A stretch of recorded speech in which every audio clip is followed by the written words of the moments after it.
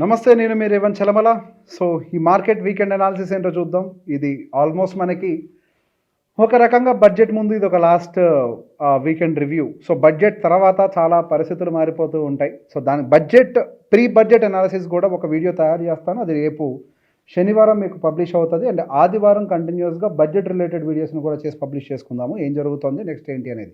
So ఈ రోజుకి మాత్రం మనం టెంపరీగా ఓన్లీ ఈ మార్కెట్ వీకెండ్ రివ్యూకి మాత్రం పరిమితం అవుదాం. సో మనం గత వారం ఫస్ట్ ఏం మాట్లాడుకుందాం ఒకసారి రివైజ్ చేసుకుంటే, గత వారం మనం అనుకున్న దాని ప్రకారం మార్కెట్ ఇక్కడ నుంచి లోవర్ సైడ్ వెళ్ళడానికి ప్రాబబిలిటీస్ తక్కువగా కనబడుతున్నాయి. మేబీ మనకి 25,500 ±150 పాయింట్ రేంజ్లో మార్కెట్ ఏమైనా క్లోజ్ అవ్వచ్చు అని అనుకున్నాం. బట్ దానికంటే స్లైట్లీ 25,320 దగ్గర అయితే ఈ వారం క్లోజ్ అయింది. But week to week basis మనం క్లోజింగ్ చూసినట్లయితే దాదాపుగా 1% మనకి నిఫ్టీలో పాజిటివ్ క్లోజింగ్ వచ్చింది. అండ్ ఈ రోజు మనకి బ్రాడర్ మార్కెట్ మొత్తం సెల్ ఆఫ్ ఉంది అని అంటే మన ఆ విషయాన్ని ఒప్పుకోవడానికి అయితే లేదు. కేవలం మనకి సెక్టార్ స్పెసిఫిక్ సెల్ ఆఫ్స్ మాత్రమే జరిగాయి. When it comes to small cap, ఈ రోజు మనకి స్మాల్ క్యాప్ సెగ్మెంట్ 0.85% పాజిటివ్గా క్లోజ్ అయ్యి, అదే వీక్ టు వీక్ బేసిస్లో చూస్తే దాదాపుగా 3% స్మాల్ క్యాప్ క్లోజింగ్ ఇచ్చింది. At the same time mid cap దాదాపుగా 2.3% క్లోజింగ్ అయితే ఇచ్చింది. సో బేసిక్గా మనం వీక్ టు వీక్ బేసిస్లో చెక్ చేసుకున్నప్పుడు there are positive closings. But ahead of budget కొంత ప్రెషర్ మాత్రం మార్కెట్లో క్రియేట్ అయింది. అది జస్ట్ ఎహెడ్ ఆఫ్ బడ్జెట్ మాత్రం అలానే చూడాలి, కానీ పెద్ద ఎత్తున ఏదో మార్కెట్లో జరిగిపోతుందని కంగారు పడాల్సిన అవసరం అయితే లేదు. బడ్జెట్ డే ముందు ఎందుకు పొజిషన్స్ క్యారీ చేయాలని అనుకున్నారు? డెఫినెట్గా అనుకుంటారు, ఎవరైనా, మీరైనా నేనైనా, అలానే పెద్ద ప్లేయర్స్ కూడా అనుకుని ఉంటారు. పొజిషన్స్ని అయితే క్లోజ్ చేశారు. సో ఈ వారంలో మనకి ఎనర్జీ సెగ్మెంట్ ఒక హీరోగా నిలబడి దాదాపుగా 6% మనకి మార్కెట్లో ఒక మంచి రిటర్న్ అయితే ఎనర్జీ సెగ్మెంట్ని అయితే మార్కెట్ డెలివరీ చేసింది. అండ్ ఐటీ సెగ్మెంట్ మనకి గత వారంలో మంచి కన్సాలిడేషన్, అంటే పడ్డ దాంట్లో తక్కువ పడ్డది లాస్ట్ వీక్లో, అదే ఈసారి కూడా ఇంకా న్యూట్రల్గానే క్లోజ్ అయింది. అట్ ద సేమ్ టైం ఒకసారి మన మార్కెట్లో ఈ వారంలో జరిగినటువంటి మేజర్ ఎకనామికల్ యాక్టివిటీస్ ఏంటి అండ్ న్యూస్ ఏంటి, వాటికి సంబంధించిన న్యూస్ రియాక్షన్స్ మార్కెట్లో ఉన్నాయో లేదో అది కూడా చూద్దాము. ఫస్ట్ ఎకనామిక్ సర్వే 2026 మనకి ఇవ్వడం అయితే జరిగింది. మనకి 6.8 to 7.2% వరకు కూడా జీడిపి ఉంటుందని ఒక ఫోర్కాస్ట్ కనపడుతోంది. సో ఈ forecast RBI and IMF and world bank surveys కంటే కూడా బెటర్గా వచ్చాయి ఈ సర్వే అయితే మనకి. అండ్ అంటే బేసిక్ ఇంత మంచి న్యూస్ సహజంగా ఉన్నప్పుడు మార్కెట్లో ఒక బుల్లిష్ సినారియో ఉండాలి. బట్ మనకి ఫిబ్రవరి 1వ తారీఖు జస్ట్ ఒక డే ముందు, మనం బడ్జెట్ డే ముందు ఉన్నాం కాబట్టి మార్కెట్ దాన్ని పెద్దగా పరిగణించట్లేదు. మార్కెట్లో ఒకసారి బడ్జెట్ సమావేశాలు పూర్తయిన తర్వాత దీనికి సంబంధించిన న్యూస్ను కూడా మేబీ మార్కెట్ ఫ్యాక్టర్ చేయొచ్చు. And India European union trade deal గురించి కూడా మార్కెట్ ఎటువంటి రియాక్షన్స్ అయితే ఈ వారంలో ఇవ్వలేదు. సేమ్ రీజన్, బడ్జెట్కి ముందు ఎటువంటి పెద్ద న్యూస్ ఉన్నా కానీ మార్కెట్ దాన్ని పట్టించుకోదు. అట్ ద సేమ్ టైం మనకి యుఎస్ ఫెడ్ ఈ యొక్క మీటింగ్ అవుట్పుట్ అయితే వచ్చింది. వాళ్ళ ఇంట్రెస్ట్ రేట్స్ని అయితే స్టేబుల్గానే ఉంచారు, పాస్ చేశారు, పెంచలేదు, తగ్గించలేదు. సో మార్కెట్ దీన్ని ఆల్రెడీ ఎక్స్పెక్ట్ చేసింది. సో మార్కెట్ దీన్ని కూడా పెద్దగా ఏమీ సీరియస్గా తీసుకోలేదు. సో మనం ఏ యాంగిల్లో చూసినా కానీ మార్కెట్ కేవలం రేపు ఫిబ్రవరి 1వ తారీఖు రాబోతున్నటువంటి బడ్జెట్ అవుట్కమ్ మీద మాత్రం ఎక్కువగా ఫోకస్ చేస్తున్నట్టుగా కనపడుతుంది. అట్ ద సేమ్ టైం మనకి యూఎస్లో మైక్రోసాఫ్ట్ యొక్క రిజల్ట్స్ వచ్చాయి, అవి మార్కెట్ని డిసప్పాయింట్ చేశాయి, మైక్రోసాఫ్ట్ కరెక్ట్ అయింది. At the same time meta results వచ్చాయి, అవి మార్కెట్ని సర్ప్రైజ్ చేశాయి, మెటా బాగా పెరిగింది. సో ఓవరాల్గా మిక్స్డ్ రిజల్ట్స్ మనకి యూఎస్ మార్కెట్స్లో కూడా, టెక్ మార్కెట్లో కూడా ఎక్కువగానే కనపడుతున్నాయి. At the same time geo political tensions, ఈ యూఎస్ ఎప్పుడు ఖాళీగా ఉండదు, ఎక్కడో చోట ఏదో ఒకటి వేలు పెడుతూనే ఉంటుంది. అండ్ వాళ్ళ యుఎస్ ఎయిర్ క్రాఫ్ట్ క్యారియర్ ఒకటి గల్ఫ్ కంట్రీస్ దగ్గర ఉన్నట్టుగా కనిపించింది. So it's a strong warning to Iran, మేము అటాక్ చేస్తాము అని. దానివల్ల కొద్దిగా క్రూడ్ ఆయిల్ ప్రైసెస్ కూడా స్పైక్ అవుట్ అయింది గమనించాం. అన్నిటికంటే most surprising and talk of the town for today is gold and సిల్వర్కి సంబంధించిన న్యూస్. సిల్వర్ దాదాపుగా మనకి నిన్న 4,20,000 దగ్గర ఉంది. ఇప్పుడు నేను వీడియో చేసేటానికి 3,45,000 దగ్గరకు పడిపోయింది. అంటే దాదాపుగా హియర్ అండ్ 70,000 రూపీస్ ఫాల్ మనకు సిల్వర్లో వచ్చింది. గోల్డ్ నిన్న దాదాపుగా 1,80,000 దగ్గరికి వెళ్ళింది. దాదాపుగా మళ్ళీ అక్కడి నుంచి ఇప్పుడు నేను వీడియో చేసేటానికి 1,62,000, ఇంకా కిందకు కూడా పడ్డది, కొద్దిగా రికవర్ అయింది. సో బేసిక్గా గోల్డ్ అండ్ సిల్వర్ పాయింట్ గురించి మనం కొంచెం ఎక్కువగా మాట్లాడదాం. హవెవర్ బడ్జెట్ రిలేటెడ్ వీడియో రేపు చేస్తాము. ఈ గోల్డ్ అండ్ సిల్వర్ని కొద్దిగా క్లీన్గా అబ్జర్వ్ చేద్దాం.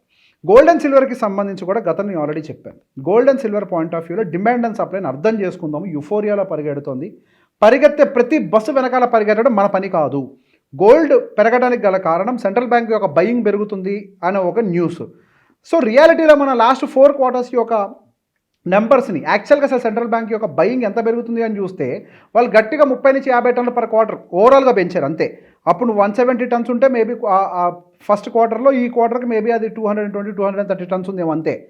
But majority of the demand అంతా కూడా ఇన్వెస్టింగ్లో నుంచి వచ్చింది. ఇన్వెస్టింగ్ అంటే ఏంటి? గోల్డ్ బార్స్, ఈటీఎఫ్, వీటిలోంచి ఎక్కువగా వచ్చింది. ఇదంతా కొన్నది ఎవరు? మనలాంటి వాళ్ళే. సో యాక్చువల్గా అసలు సెంట్రల్ బ్యాంక్ బయింగ్ పెరుగుతుంది అని చెప్పేసి గోల్డ్ పెరుగుతుంది, మొన్నదాకా పెరిగితే ఇప్పుడు గోల్డ్ పెరగడానికి గల కారణం మనం మారాం. సో అది మంచిదే కదా అని అనుకుంటున్నారేమో. కాదు, ఇది అస్సలు మంచిది కాదు. సెంట్రల్ బ్యాంక్స్ గోల్డ్ కొంటే వాళ్ళు అమ్మరు అడ్డగోలుగా, కానీ మనం అమ్ముతాం. ఒక ప్యానిక్ క్రియేట్ అయిందంటే అమ్మేస్తాం. సో ఇది పెద్ద కన్సర్న్. అండ్ ఒకవేళ అదే గోల్డ్ని జ్యువెలరీ రూపంలో కొంటే ప్రాబ్లం లేదు. ఎప్పుడైనా గోల్డ్ని రెండు విధాలలో చూడాలి. గోల్డ్ రిజర్వ్ కేటగిరీ అంటే సెంట్రల్ బ్యాంక్స్ అండ్ జ్యువెలరీ, ఇది రిజర్వ్ ఉంటాయి. గోల్డ్ జ్యువెలరీ మారితే మనం అమ్మాం. Gold investment point. Investment point అంటే ఏం చూస్తాం మళ్ళీ? ఈటీఎఫ్లు, గోల్డ్ బార్స్. గోల్డ్ బార్ కొన్న వాళ్ళు కొద్దిగా బెటర్, మేబీ ఏదైనా జ్యువెలరీ చేయించుకుంటారు. ఈటీఎఫ్ కొన్న వాళ్ళకి ఎమోషన్స్ పైకి కిందకి తన్నుకులు ఆడుతూ ఉంటాయి. చూస్తుంటాం కదా పిఎన్ఎల్ ఎట్లా మారుతుంది. సో బేసిక్గా ఏదైనా ప్యానిక్ క్రియేట్ అయితే సెల్ ఆఫ్ చేస్తారు, దానివల్ల గోల్డ్ ఇంకా పడుతుంది. ఇప్పుడు గోల్డ్ పెరగడానికి గల కారణం యాక్చువల్గా సెంట్రల్ బ్యాంక్ బయింగ్ అయినట్లయితే సెంట్రల్ బ్యాంక్ యొక్క డిమాండ్ డ్రాస్టిక్గా పెరుగుతున్నట్టుగా డిమాండ్ అండ్ సప్లైలో కనిపించట్లేదు. ఇప్పుడు డ్రాస్టిక్ డిమాండ్ క్రియేట్ అవుతుంది రీటైలర్ దగ్గర నుంచి, ఇది ప్రమాదకరం. అది మనం ఇంతకుముందు కూడా చెప్పుకున్నాం, ఇప్పుడు కూడా స్టాండ్ అది.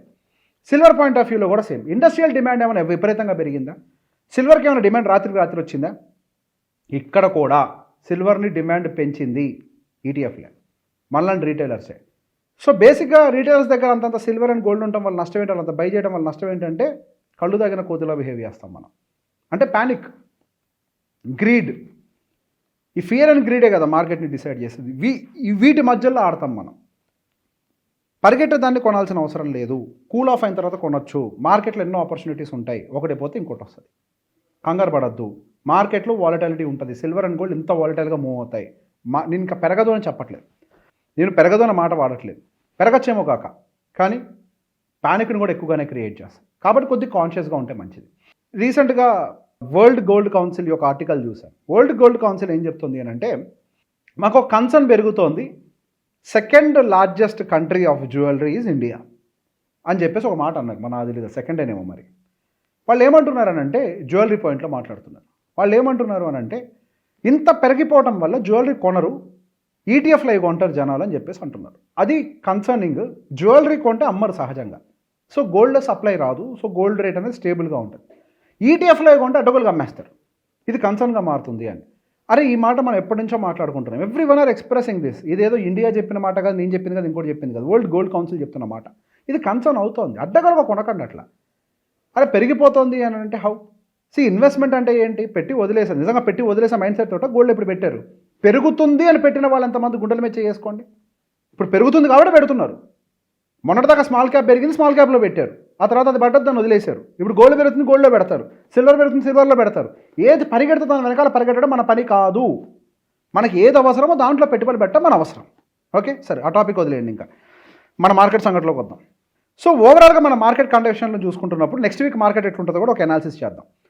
ఇది మార్కెట్ అనాలిసిస్ కాబట్టి. సో నెక్స్ట్ వీక్ మార్కెట్ని మనకు ఫిబ్రవరి 1వ తారీఖున ఆదివారం రోజు మన మార్కెట్ ఓపెన్ ఉండబోతోంది. మనకి బడ్జెట్ డే కాబట్టి బడ్జెట్ డే రోజు మార్కెట్ ఓపెన్ ఉండబోతోంది. ఇన్ కేస్ మార్కెట్కి ఫేవరబుల్గా గనక న్యూస్ ఉన్నట్లయితే 1% అప్రాక్సిమేట్గా మనకు అప్సైడ్ ఉండడానికి ఛాన్సెస్ ఉంటాయి. నెగిటివ్గా ఉంటే -1%. ఐ బిలీవ్ ఈసారి గవర్నమెంట్ డెఫినెట్గా పాజిటివ్గానే ఇస్తుందని నేను అనుకుంటున్నాను. దానికి సంబంధించిన ఎక్స్పెక్టేషన్స్ అని ఇంకో వీడియో వెంటనే చేస్తాను. అది రేపు మీకు రిలీజ్ అవుతుంది, శనివారం. అందులో చూడండి, డీటెయిల్గా మీకు అర్థమవుతుంది. సో ఓవరాల్గా మనకు నెక్స్ట్ వీక్ మార్కెట్ ఎక్కడ క్లోజ్ అవ్వచ్చు అని కొన్ని ప్రిడిక్షన్స్ పెట్టుకుంటే 26,000 ±150 పాయింట్స్ రేంజ్లో మనకి నెక్స్ట్ వీక్ అంటే పాజిటివ్గా ఉంటుందని నేను ఎక్స్పెక్ట్ చేస్తున్నాను మార్కెట్ని పర్సనల్గా. సో మార్కెట్లో ఆల్రెడీ కొన్ని సఫరింగ్స్ ఉన్నాయి, ఎఫ్ఐఎస్ అవుట్ఫ్లోస్ ఉన్నాయి, రకరకాల సమస్యలు ఆల్రెడీ ఉన్నాయి. కాబట్టి గవర్నమెంట్ దాని ఫోకస్ పెడుతుంది బడ్జెట్లో, నేను బలంగా నమ్ముతున్నాను. అండ్ దాంతోపాటుగా చాలా న్యూస్లు ఇంకా మనకి ఫ్యాక్టర్ అవ్వాల్సిన పెండింగ్ ఉన్నాయి. కాబట్టి అంటే మనకి EU ట్రేడ్ డీల్ రిలేటెడ్ అవ్వచ్చు, ఇండియన్ జీడిపి ఫోర్కాస్ట్ సర్వే అవ్వచ్చు, ఇవన్నీ కూడా కొంత పాజిటివ్ ఎలిమెంట్స్ ఉన్నాయి కదా ఇండియన్ మార్కెట్కి. అవన్నీ కూడా ఇక ఫ్యాక్టర్ అవుతాయి. ఇది కూడా పాజిటివ్ ఉంది అని అంటే 1 by 1 అన్ని ఫ్యాక్టర్ అవుతాయి. సో ఓవరాల్గా ఇప్పుడు 25,300 దగ్గర క్లోజ్ అయినటువంటి మార్కెట్ నెక్స్ట్ వీక్ మేబీ ఒక 800 to 1000 పాయింట్స్, అంటే 800 పాయింట్స్, 800 కాదండి, 700 to 800 పాయింట్స్ రేంజ్లో, అంటే 26,100 లేదా సరే 26,000 ±150 పాయింట్స్ రేంజ్లో క్లోజ్ అవ్వచ్చేమో అనేది నా పర్సనల్ బిలీఫ్. ఒకవేళ మార్కెట్ కనుక బడ్జెట్తో సాటిస్ఫై కాకపోతే, ఇక్కడ మనం క్లియర్గా టర్మ్ అర్థం చేసుకోవాలి. మార్కెట్ అంటే స్టాక్ మార్కెట్ సాటిస్ఫై అవ్వాలి, జనరల్ పబ్లిక్ కాదు. ఈ బడ్జెట్ ఎలా ఉండబోతోంది అనేది నా ఎస్టిమేషన్ నెక్స్ట్ వీడియోలో హౌఎవర్ చెప్తాను. బట్ మార్కెట్ కనుక సాటిస్ఫై అయితే ఇప్పుడు రాబోతున్నటువంటి బడ్జెట్లో మార్కెట్ పాజిటివ్గా ఉండడానికి అవకాశాలు ఎక్కువ ఉన్నాయి. మార్కెట్ సాటిస్ఫై అవ్వడానికే ఛాన్సెస్ ఎక్కువ ఉన్నాయి. ఎందుకంటే ఆల్రెడీ రూపీ బాగా వీకెన్ అవుతుంది, గవర్నమెంట్ మీద చాలా ప్రెషర్ ఉంది ఎఫ్ఐఎస్ బయటికి వెళ్ళటం మీద. ఆ ప్రెషర్ని వాళ్ళు కొద్దిగా కంట్రోల్ చేసే ప్రయత్నం చేస్తారని నేను బలంగా నమ్ముతున్నాను. నెక్స్ట్ వీక్ మార్కెట్లో కొంత బులిష్ మూమెంట్ రావచ్చు. ఎఫ్ఐఎస్ యొక్క ఫ్లో కొద్దిగా ఇమీడియట్గా కాకపోయినా మేబీ వితిన్ మీన్ టైం కొంచెం స్లో డౌన్ అవ్వచ్చు. రెండో అంశం, పాజిటివ్ ఉంది కదని చెప్పేసి అక్కడే కొనేయకండి. మార్కెట్లు టప్ప పరిగెట్టవు. బడ్జెట్ తర్వాత మార్కెట్లో రాబోతున్నటువంటి న్యూస్ని ప్రాపర్గా డైసెక్ట్ చేస్తుంది. ఫస్ట్ నిర్మలా సీతారామన్ గారు మాట్లాడుతున్నంతసేపు బుల్లెట్ పాయింట్స్ మాట్లాడతారు. ఆ తర్వాత ఏం జరుగుతుంది? బుల్లెట్ పాయింట్స్ తర్వాత ఫైన్ ప్రింట్ రిలీజ్ చేస్తారు ఈవినింగ్కో ఎప్పుడుకో. ఆ ఫైన్ ప్రింట్ని మొత్తం చదివి డైసెక్ట్ చేశాక మార్కెట్ దాన్ని డైజెస్ట్ చేసుకొని అప్పుడు మార్కెట్ రియాక్షన్స్ని ఇస్తుంది. కాబట్టి వెంటనే కంగారు పడాల్సిన అవసరం లేదు. మార్కెట్ ఎక్కడికో వెళ్ళిపోదు. మహా అయితే ఏమో ఇంకో 2% పైకి వెళ్తుంది, అంతే. కంగారు లేదు. We are not missing anything here. So కొంచెం ఓపిక్గా ఉండి మార్కెట్ని అర్థం చేసుకొని బేస్డ్ ఆన్ దట్ ఏ సెక్టార్స్కి ఫేవర్గా జరుగుతాయో హవెవర్ మనం కూడా అనాలిసిస్ చేస్తాము. దాన్ని అర్థం చేసుకొని then you can take a call. అప్పటి వరకు కొంత రిలాక్స్డ్గా ఉండండి. This is week is not to chase returns. Volatility ఉంటుంది. At the same time option traders చాలా జాగ్రత్తగా ఉండాలి. హెడ్ ఆఫ్ బడ్జెట్ వాలటాలిటీ అంటే విక్స్ బాగా పెరిగింది. ఒక్కసారి బడ్జెట్ అయిపోయింది అని అంటే మార్కెట్ ఏ డైరెక్షన్ తీసుకున్నా కానీ ప్రీమియమ్స్ పెరగడానికి ఛాన్సెస్ తక్కువ. ఎందుకంటే విక్స్ కొలాప్స్ అవుతుంది. అయిపోయింది కదా, ఈవెంట్ అయిపోయింది. ఈవెంట్ అయిపోతే మన థియరీ ఏం చెప్తుంది? విక్స్ కొలాప్స్ అవుతుంది. విక్స్ కొలాప్స్ అయితే ఏమవుతుంది? ఆ డైరెక్షన్లో మనకి మార్కెట్ మూవ్ అయినా ఆప్షన్స్ పెరగవు. ఆ ప్రాబ్లం ఉంటుంది. ఒకవేళ పాజిటివ్గా వెళ్ళింది అనుకోండి, కాల్ సైడ్ సహజంగా కొంటాం కానీ ప్రీమియంలు పెరగకపోవచ్చు. మీరు అనుకునే రేంజ్లో రావు ప్రీమియమ్స్. ఎందుకు? విక్స్ కొలాప్స్ అయింది. ఈవెన్ నెగిటివ్గా ఉన్నా పెద్ద ఎత్తున పుట్ సైడ్ ప్రీమియమ్స్ పెరగకపోవచ్చు. ఎందుకంటే ఆల్రెడీ ఈవెంట్ అయిపోయిందిగా. ఈవెంట్ అయిపోయింది కాబట్టి మార్కెట్కి ఏదో క్లారిటీ కావాలి. గుడ్డా బ్యాడా డిసైడ్ అయిపో, అంతే. ఏది వస్తుందో లేదో అని కన్ఫ్యూజన్ ఉంటే విక్స్ పెరుగుద్ది, ఆప్షన్ బయస్కి ఫేవరబుల్. ఇప్పుడు విక్స్ కొలాప్స్ అవుతుంది. Good or bad doesn't matter, VIX will collapse. VIX collapse అయితే ఆప్షన్ బయస్ నష్టపోతారు. At the same time intraday ట్రేడింగ్లు చేయకండి. రేపు 1వ తారీఖున వాలటాలిటీ పీక్లో ఉంటుంది. ఆ వాలటాలిటీని అవాయిడ్ చేయండి. మార్కెట్ అంతా క్లోజ్ అవ్వనియండి. మనకు 365 రోజులు 200 రోజులు ట్రేడింగ్ డేస్ ఉంటే ఒక రోజు పోతే నష్టం లేదు. ప్రశాంతంగా కూర్చొని తర్వాత రోజు కావాలంటే ప్రిపేర్ అయ్యి నెక్స్ట్ డే నుంచి మనం ట్రేడింగ్ చేయడం ఉత్తమమైన పని. సో కంక్లూజన్, మార్కెట్ అయితే పాజిటివ్గానే ఉంటుంది. మార్కెట్లో భయపడాల్సిన ఎలిమెంట్స్ అయితే నా పెద్ద ఎత్తున ఏం కనిపించట్లేదు. అండ్ రేపటి ప్రీ బడ్జెట్ అనాలిసిస్ కోసం వెయిట్ చేయండి. Thank you very much.